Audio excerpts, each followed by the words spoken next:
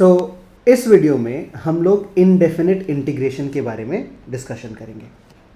So let us begin with the topic indefinite integration. So basically what is integration?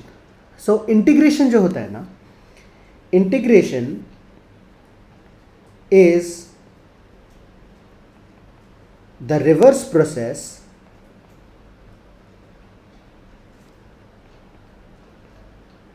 of differentiation students. तो इसको थोड़ा shift कर लेते हैं. Integration is the reverse process of differentiation. तो इसका मतलब क्या है, समझते हैं इसको. तो मान लो एक फंक्शन लिया हमने y is equals to x cube. तो इसका डेरिवेटिव अगर हम निकालना चाहते हैं, अगर हम इसको डिफरेंशिएट करते हैं तो हमको क्या मिलता है? हमको मिलता है dy by d x equals to 3x square. मतलब एक्स क्यूब का डेरिवेटिव क्या हुआ? 3x square. तो हम बेसिकली ये कह सकते हैं कि एक्स क्यूब का जो डेरिवेटिव है ना, वो 3x स्क्वायर है. तो अगर 3x स्क्वायर को हम इंटीग्रेट करना चाहते हैं तो हमने फर्स्ट लाइन क्या डिस्कस किया कि integration is the reverse process of differentiation. तो जैसे ही हम 3x स्क्वायर को इंटीग्रेट करेंगे वापस हमको एक्स क्यूब मिल जाएगा. I hope this is clear students. So let us take one more example. अगर मान लो हम साइन एक्स को डिफरेंशिएट करते हैं तो हमको क्या मिल जाता है? ऑन टेकिंग डेरिवेटिव तो हमको मिल जाता है कॉस एक्स. तो जैसा कि अभी हमने समझा कि integration and differentiation are reverse process of each other. अगर हम कॉस एक्स को इंटीग्रेट करेंगे तो हमको क्या मिलेगा? साइन एक्स मिल जाएगा. So this is how it is. तो I hope this is clear. तो अगर इसको हम लोग एक जनरल नोटेशन के टर्म्स में लिखें ना, तो हम लोग क्या लिख सकते हैं कि if d by d x of f of x is equal to g of x, then integral of g of x will be f x. तो अभी जो है ना टाइम आ गया है कि हम इंटीग्रेशन का नोटेशन सीख लें. तो how do we write the notation? तो let us go to the next page. Let us say कि हमने लिखा y is equals to f of x और इसको डिफरेंशिएट करते हैं तो हमको मिल जाता है dy by d x is equals to f dash of x. बात समझ में आ रही है? तो हम dx को राइट साइड लेके जाते हैं और ये हमको मिल जाता है dy is equals to f dash of x into d x. यहाँ तक क्लियर है? Now this, dear students, is the symbol of integration.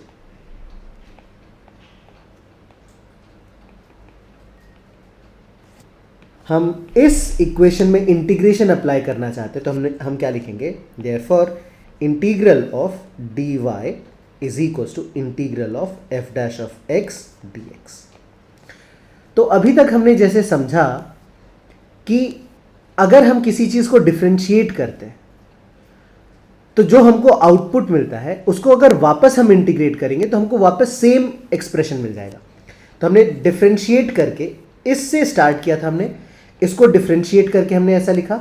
अब अगर हम इसको इंटीग्रेट करें तो वापस हमको क्या मिल जाएगा स्टूडेंट्स? तो हमको मिल जाएगा y is equals to f of x.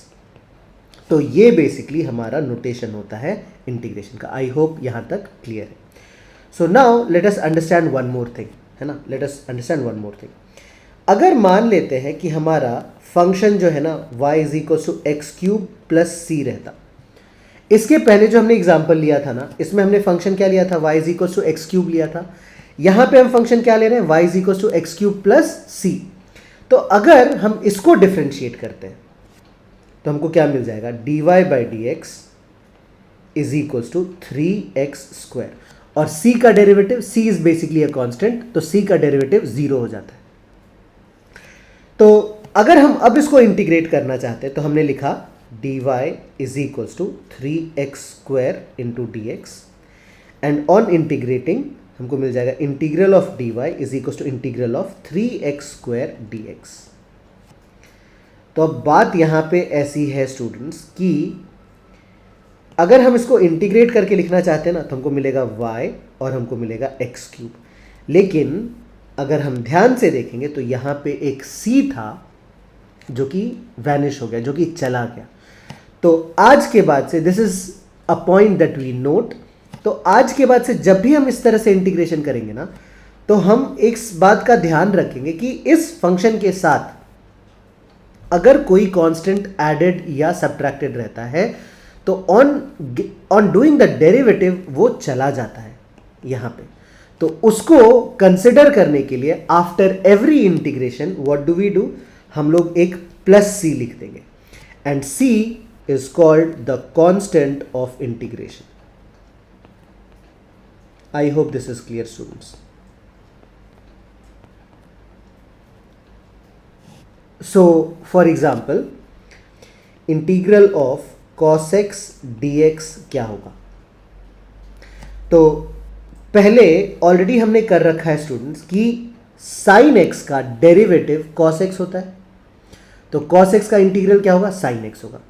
तो यहां पे अगर हम इसी क्वेश्चन को वापस करेंगे आफ्टर अंडरस्टैंडिंग कि एक कांस्टेंट ऑफ इंटीग्रेशन भी कुछ होता है, तो इसका आंसर हमारे पास क्या आ जाएगा? हमने सबसे पहले लिख दिया sin x और प्लस एक c लिख देंगे जिसको हम कहते हैं constant of integration. So this is basically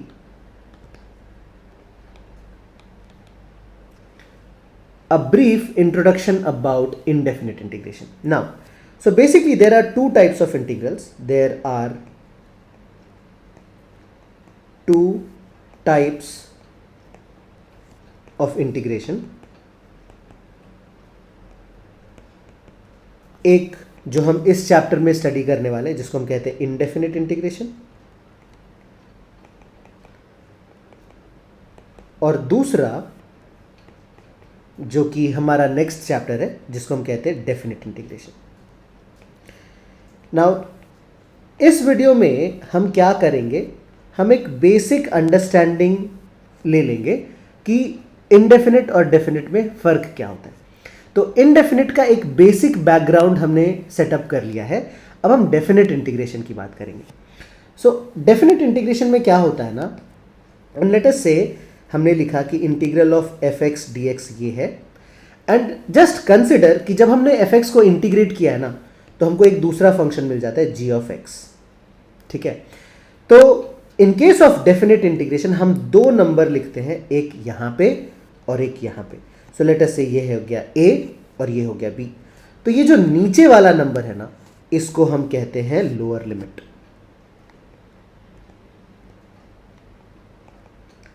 और जो ऊपर वाला नंबर है ना उसको हम कहते हैं अपर लिमिट।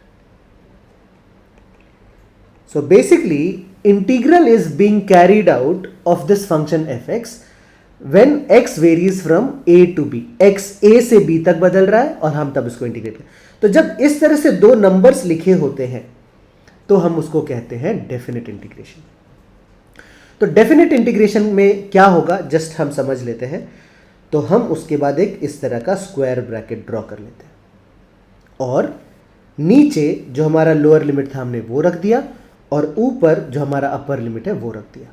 और अब हम क्या करेंगे, तो प्रोसेस है इसको कैलकुलेट करने का।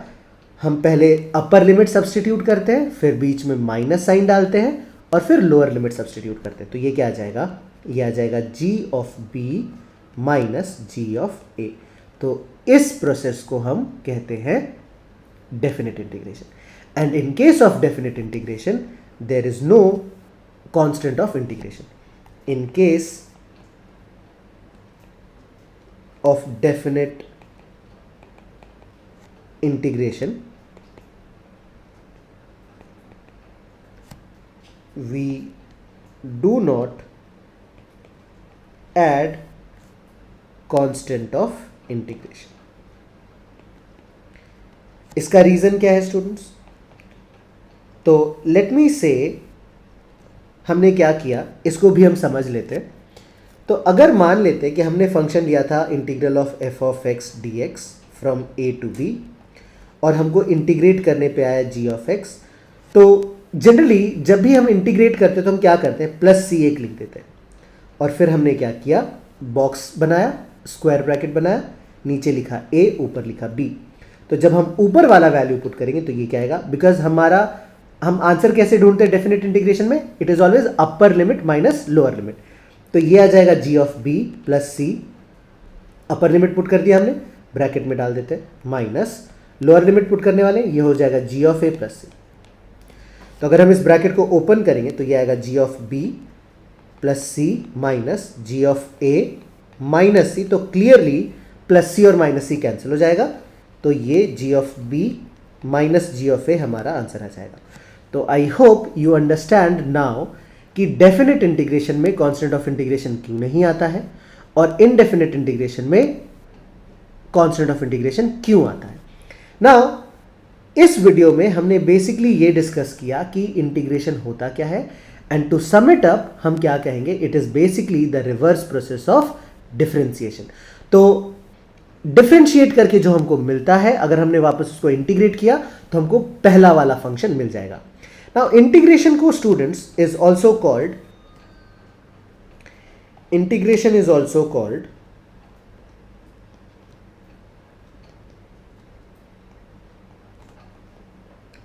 एंटी डेरिवेटिव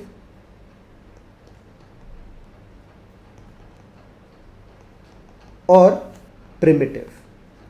तो कभी भी अगर ये दोनों फंक्शन, ये दोनों वर्ड भी यूज हुआ तो यू नीड टू अंडरस्टैंड कि हमको बेसिकली इंटीग्रेट करना है। तो I hope this is clear, और इस वीडियो में हम इतना ही डिस्कस करेंगे, तो इस वीडियो में इतना ही।